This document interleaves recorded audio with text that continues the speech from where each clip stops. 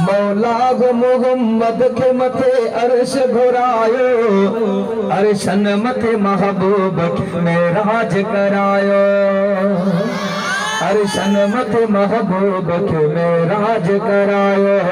मौला गो मोहम्मद के मथे अर्श घुरायो, मौला गो मोहम्मद के मथे अर्श घुरायो, अर्शन मथे महबूब में राज करायो, अर्शन मथे महबूब में राज करायो।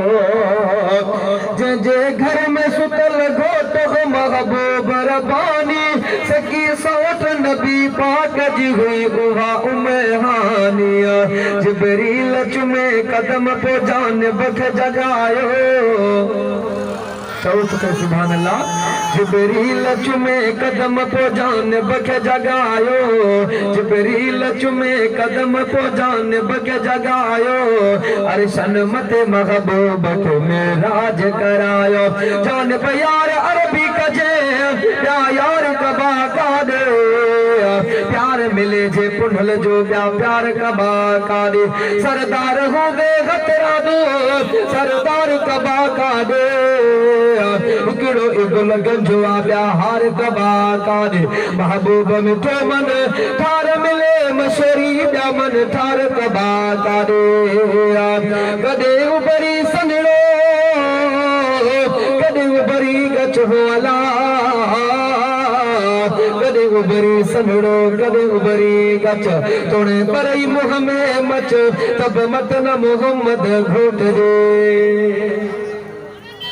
सजे साल जे रातिन में उड़ा रात भलारियो, जह रात में मेराज पे कई मुरसल दियारिया, अर्शन का मथे घोट वनी कदम घुमायो, अर्शन का मथे घोट वनी कदम घुमायो, अर्शन मथे महबूब में राज करायो।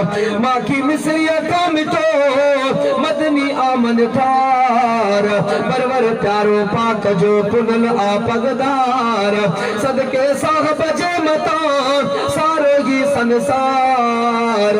हीड़ हुब हबीब जीतन में आते कतार, शौकत वाली माशर में सल थी लोगो आधार, थीदा बेड़ा पार बंदे मोहम्मद कारजा।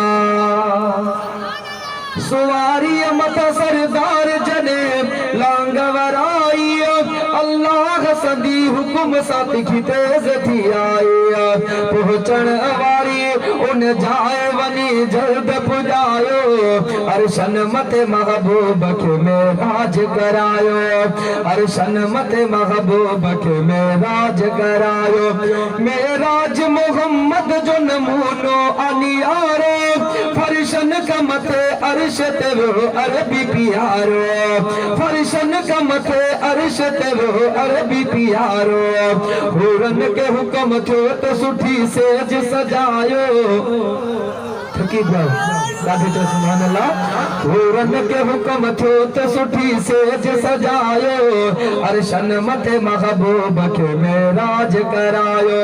मेराज जो आवाल सना उलाव दोआ, ताकत न तो भाया मुझो मज जडोआ। मेराज जो आवाल तो इया वदोआ, ताकत न तो भाया मुझो मज जडोआ। बोड़ पज हुंदे शेर सुठो ठीक मुठायो, अर्शन मते महबूब में राज करायो। चौन सुभान अल्लाह, जिन दिल ठरी वो तो चो सुभान अल्लाह।